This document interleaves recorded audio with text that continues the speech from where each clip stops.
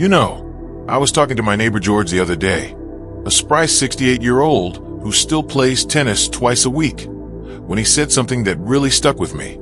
Getting older isn't the problem, he told me. It's how we handle it that makes all the difference. And you know what?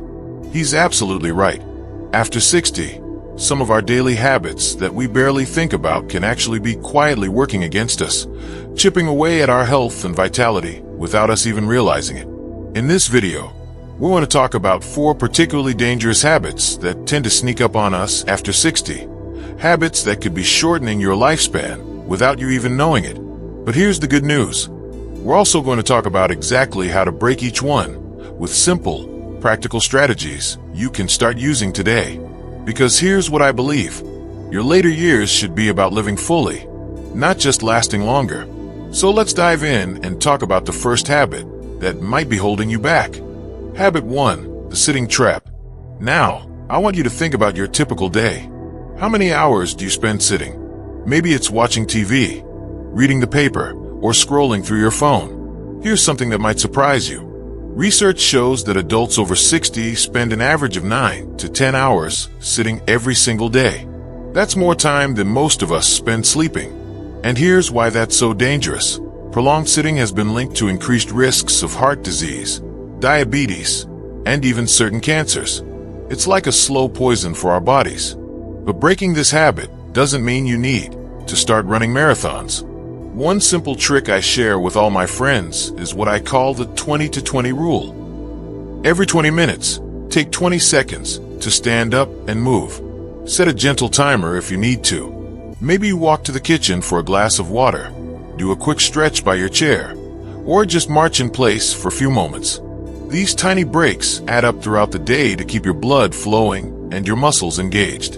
And if you want to take it a step further, try replacing some sitting time with standing activities, like reading the newspaper at a kitchen counter instead of in your recliner. Habit 2, the isolation spiral. This next habit is one that creeps up on so many of us without warning, gradually withdrawing from social connections. Maybe you've stopped going to your weekly card game because it feels like too much effort, or perhaps you find yourself turning down lunch invitations more often than you accept them. Here's the hard truth. Loneliness isn't just emotionally painful, it's physically dangerous. Studies show that chronic loneliness can be as damaging to your health as smoking 15 cigarettes a day.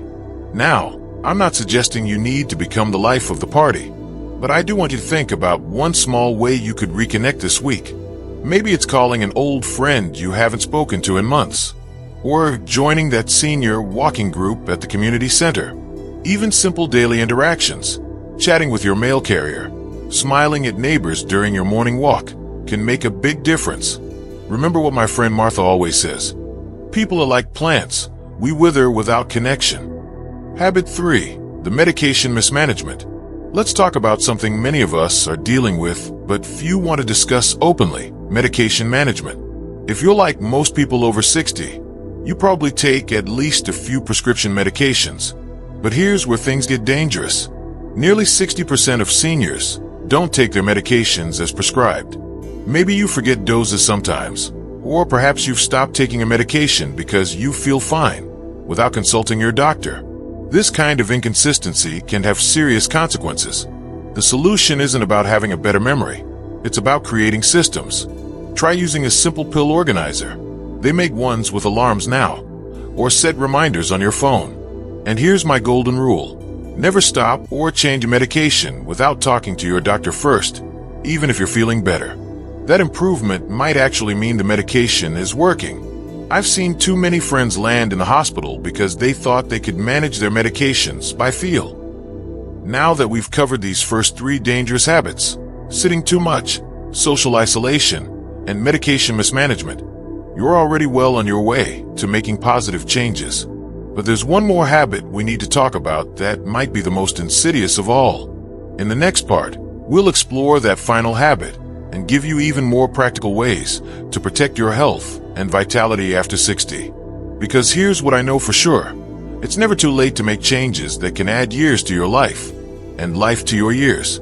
Now that we've talked about the dangers of sitting too much, social isolation, and medication mismanagement, Let's tackle that final habit I mentioned, one that might surprise you with how much impact it has on your health after 60.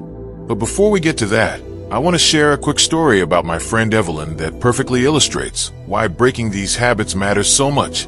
Evelyn was 72 when she started making small changes to her daily routine, standing more, reconnecting with old friends, and being more mindful about her medications. Within just 6 months, her doctor was amazed at her improved blood pressure and cholesterol levels. "Whatever you're doing," he told her, "keep doing it." That's the power of recognizing and changing these dangerous habits. Now, let's look at that fourth habit that could be affecting your health right now. Habit 4, the "I've always done it this way" mindset. This might be the most subtle yet powerful habit of all, resisting change simply because it's unfamiliar. After 60, it's easy to get stuck in routines that no longer serve us, whether it's eating the same foods we always have, avoiding new technologies that could help us, or dismissing new health recommendations because they didn't do that in my day. But here's the reality. Our bodies change as we age, and what worked for us at 40 might actually be harming us at 60. Take diet, for example. Many of us were raised on meat and potatoes meals, but research now shows that shifting toward more plant-based foods can significantly reduce inflammation and chronic disease risk. That doesn't mean giving up all your favorite foods. It's about gradual changes. Try adding one new vegetable to your grocery cart each week, or experiment with meatless Mondays. The same goes for technology. Learning to use video calls can keep you connected to distant family, and health apps can help track your medications or activity levels. Small adaptations can lead to big health benefits. Breaking the habits, practical strategies that work. Now that we've identified all 4 dangerous habits, let's talk about how to actually make lasting changes. The key is to start small and be consistent. For the sitting habit, try pairing movement with activities you already do. Stand and march in place during TV commercials, or do calf raises while brushing your teeth. To combat isolation, schedule one social connection each week. It could be as simple as a phone call with a grandchild or coffee with a neighbor. For medication management, consider asking your pharmacist to sync all your prescriptions so you can pick them up at the same time each month. And to overcome resistance to change, adopt a try-it-once mentality. Give new foods, activities, or technologies one fair shot before deciding if they're right for you. Remember what my yoga instructor always says: you don't have to like it to benefit from it. The ripple effect of positive change. Here's something truly remarkable. When you start addressing these 4 habits, you'll likely notice improvements in areas you didn't even expect. More movement leads to better sleep. Better social connections boost your mood. Proper medication management gives you more energy. And being open to change keeps your mind sharp. It's like a positive domino effect for your health. I've seen this time and again with people in our community. Take Bill, a 67-year-old who started with just one change, walking to the mailbox instead of driving. And within months, he was joining a walking group, trying new healthy recipes, and even signed up for a class at the senior center. "I feel 10 years younger," he told me last week. That's the power of recognizing and changing these dangerous habits. In our final part, we'll talk about how to stay motivated when change feels difficult, how to track your progress in meaningful ways, and most importantly, how to celebrate your successes along the way.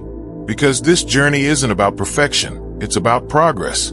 And every positive change you make, no matter how small, is a step toward a healthier, more vibrant life after 60.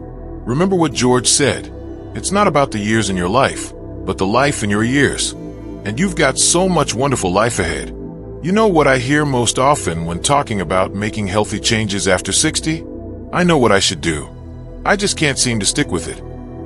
If that sounds familiar, you're not alone. Making lasting changes at any age takes effort. But here's the good news. I've discovered some surprisingly simple ways to stay motivated that work especially well for folks in our age group. Let me share what I've learned from watching hundreds of seniors successfully transform their health habits. The power of why. Remember Evelyn from earlier?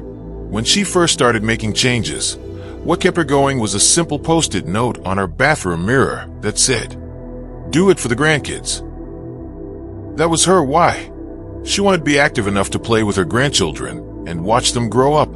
Your why might be different. Maybe it's traveling, maintaining your independence, or simply feeling better each morning. Whatever it is, identifying and reminding yourself of your deeper motivation makes all the difference when willpower runs low. Try this. Take a moment right now to think of one specific reason you want to make these changes. Then write it down somewhere you'll see daily, on the fridge, by your favorite chair, or as your phone's lock screen. When temptation strikes, like skipping your walk for another hour of TV, that reminder of your why can give you the nudge you need. Making progress visible. Here's a trick that works wonders. Track your small wins. Our friend Bill from earlier keeps a simple calendar where he marks each day he breaks his sitting time, takes his medications correctly, or connects with someone. At the end of the month, he says, even if I didn't do everything perfectly, I can see all the days I did well, and that keeps me going.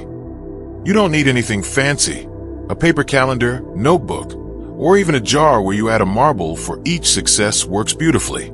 The key is making your progress visible, because what gets measured gets managed. And on tough days when you feel like giving up, seeing evidence of how far you've come can reignite your motivation. The 80-20 rule for real life. Now let's talk about something crucial. Perfection is not the goal. My neighbor Ruth, at 71, follows what she calls the 80-20 rule. She aims to make good choices 80% of the time, leaving 20% for life's pleasures and imperfections. Some days she hits 90 out of 10, others might be 70 to 30, and that's okay. This approach prevents the all or nothing thinking that derails so many well-intentioned changes. For example, if you miss your morning walk one day, that doesn't mean the whole day is ruined. Maybe you do some chair exercises in the evening instead. Or if you indulge in a rich meal at a family gathering, you simply return to healthier choices at the next meal. Progress, not perfection, is what leads to lasting change. Celebrating your successes. Here's where many of us stumble. We forget to celebrate our victories, no matter how small. Did you choose vegetables over chips today? That's a win. Remembered all your medications this week? Worth celebrating. Made it to your senior center exercise class? Absolutely an achievement. Celebrations don't need to be elaborate. Maybe it's treating yourself to a new book, calling a friend to share your success, or simply taking a moment to acknowledge your effort. These small celebrations reinforce positive behaviors and make the journey more enjoyable. As my yoga instructor friend says, the more you celebrate the process, the more you'll enjoy the results. A final word of encouragement. As we wrap up, I want you to know this. Every positive choice you make matters. Maybe today you'll stand up a little more, or reach out to an old friend, or try a new vegetable. These small steps create powerful ripples in your health and well-being. I'd love to hear in the comments, which of these 4 habits resonated most with you? What's one small change you'll start with? Your story might inspire someone else on their journey. And if you found this helpful, please share it with a friend. Health is always better when we support each other. Remember, aging isn't about decline, it's about opportunity. An opportunity to rewrite old habits, discover new joys, and create a life that's not just longer, but richer and more vibrant. Here's to your health and happiness in the years ahead. Now go enjoy that beautiful life of yours.